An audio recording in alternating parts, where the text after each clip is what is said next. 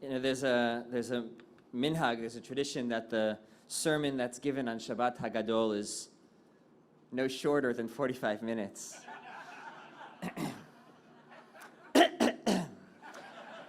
This won't be that. Don't worry. So there was once a great sage named Choni. He was a miracle worker with a direct connection to God, and the people would turn to him to pray in times of drought.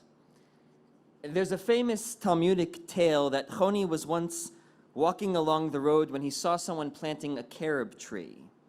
So Choni asked the man, "How long will it take for this tree to bear fruit?" 70 years, the man replied. "Do you expect to live another 70 years to taste the fruit of this tree?" The man shook his head. "I was born into a world of carob trees just as my ancestors planted for me. So too I am planting for my descendants." Tired from his journey, Choni found a comfortable rock to lay his head on, because back then they had comfortable rocks to lay your head on. And he closed his eyes. Miraculously, a cliff formed around him, and he disappeared from sight and slept for 70 years. 70 years. When he awoke, he saw a strangely familiar man harvesting beautiful carobs from that same tree. "Are you the man who planted this tree?" Choni asked. "My grandfather, of blessed memory, he planted this tree many years ago, and at last it bears fruit." 1,500 years later and 10,000 miles southeast, on the Pacific island nation of Kiribati, there's a 41-year-old man named Ioan Tesiota. Tesiota grew up in a traditional village of fishermen and farmers who fed their families by wading into the shallows for clams and digging freshwater pits to grow giant swamp taro.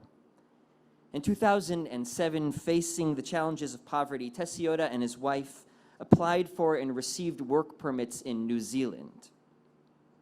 Over the course of the next 4 years, he worked in greenhouses and farms while his wife worked as a caretaker. They welcomed 3 children into their growing family, but in 2011, after inadvertently overstaying his visa, he faced deportation back to his home country. Tesiota did something that no one else had ever tried. He applied for asylum in New Zealand, arguing that he was unable to grow food or find potable water in Kiribati because of climate change. The islands of Kiribati, which stand only 6 feet above sea level, have faced increasingly fierce storms over the last 15 years, and it's only projected to get worse, hence Tesiota's petition for asylum. Stronger waves will likely slam the coast, disrupting the food supply. Higher temperatures and rainfall changes will increase the prevalence of diseases. By 2050, 28 years from now, climate scientists warn that Kiribati will be a living hell. 28 years. And Choni, he'd still be sleeping. Because Choni's world assumes, understandably, a future that looks much like his past. We no longer live in that world. We no longer live in a world that promises the water, weather, or land from which our carobs will grow. And lest we think that this nightmare is only being dreamt 10,000 miles away, a recent report issued by the UN's Intergovernmental Panel on Climate Change screams otherwise. They warn that a 1.5 degree Celsius increase by 2040, which we are well on our way to, will expose 50 million people to flooding. That includes our friends and family in New York City, Miami, and Norfolk, Virginia, where my parents and sister live. Moreover, the lines on the map that we call national borders will be effectively meaningless when tens of millions of people flee their home countries, refugees in search of dry ground, potable water, and food.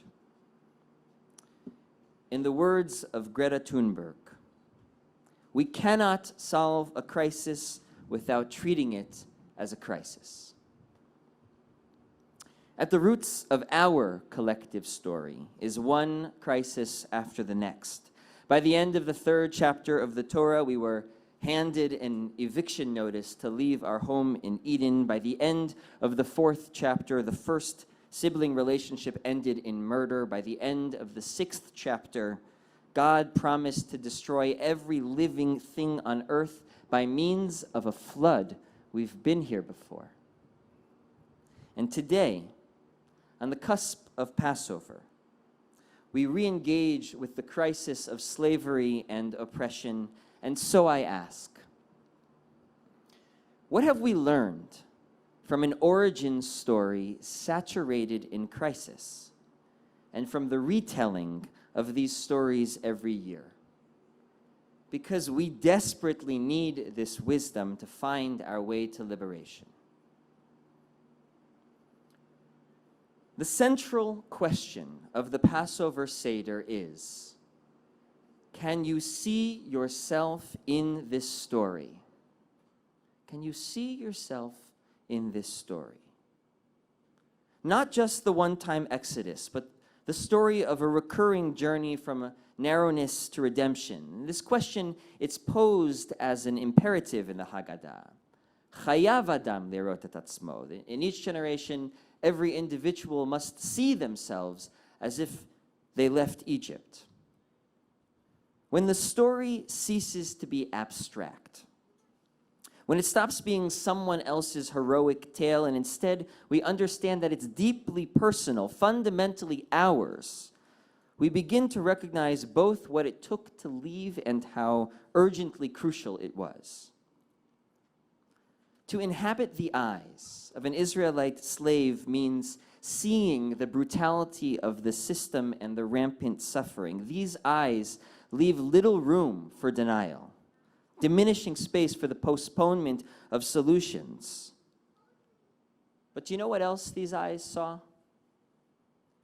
They saw courageous midwives whose conscientious objection saved vulnerable human life. They saw and supported vocal leadership, making demands of those in power. They saw coalitions of people, mixed multitudes joining their cause and marching together. They saw redemption. And these eyes, they're ours. That's the provocation of the Seder. You did it once. You left Egypt. You can and you must do it again.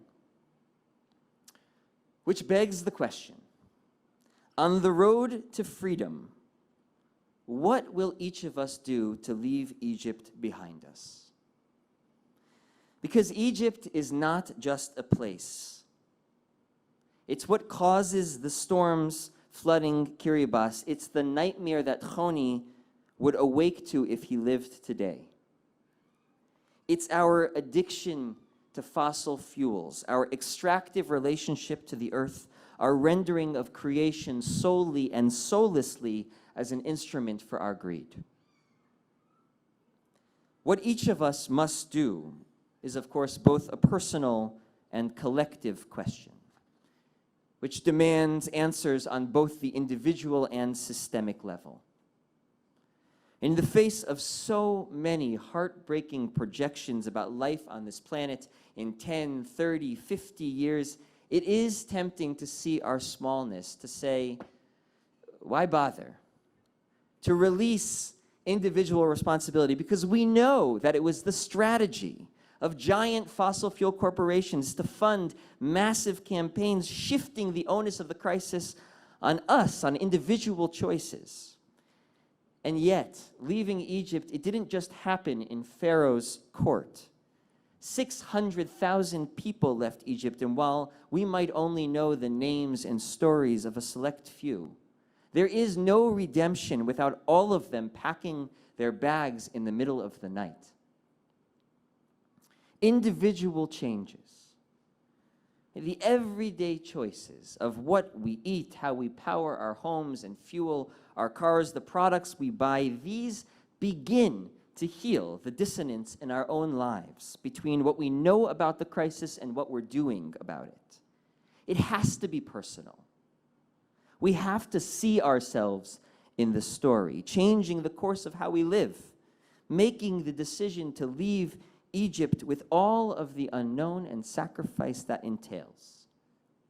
And in the words of Michael Pollan, if enough people bother, each one influencing yet another in a chain reaction of behavioral change, markets for all manner of green products and alternative technologies will prosper and expand. Just look at the market for hybrid cars. New moral imperatives and new taboos might take root in the culture. Flying all over the world without care or eating a 24-ounce factory farm steak might come to be regarded as outrages to human conscience, end quote. Individual responsibility is crucial, but of course, only part of the road to freedom. The Torah dismantles Egypt most enduringly by articulating a vision of the anti-Egypt, a society predicated on protecting the stranger and living in right relationship with the land. And it's difficult to get there. As the wilderness generation demonstrated again and again with their constant yearning to return to Egypt, they had to learn to shed the indoctrinated mindset of their servitude, to adopt new ways of being. You might say they had to derive their energy from new sources. The project of society building necessarily involves pulling the levers of power, both politics and money, which is precisely why Ikar's Green Action Team had previously worked to end new oil drilling in LA and is currently organizing around fossil fuel divestment. It's why on April 20th, we'll gather in front of some of the largest banks who invested $1.5 trillion into fossil fuel expansion projects in 2020 alone. I hope you'll join. Solar and wind power is now the cheapest energy on Earth, and we have the technology to store it, but Egypt continues to invest in fossil fuels, energy from hell, when energy from heaven falls from the sky like manna. We tend to picture that fateful moment of crossing the Red Sea as one channel of dry land that all of the Israelites passed through. But maybe we need a different image. Rabbi Eliezer's image is not of one channel, but 12. One for each tribe, each path cutting through the water and leaving Egypt. Shneim asar chlakim keneged shneim asar shvatim. And despite the walls of water between each path, the people, he taught, they could see one another. Collective liberation doesn't require us to all walk the same exact path. It asks us to find our tribe and walk with them towards freedom. To find the path that each of us can commit to in our personal lives and in organized power, and start marching, because we'll need every channel to leave Egypt, every channel to claim our liberation. Shabbat Shalom, Chag Sameach.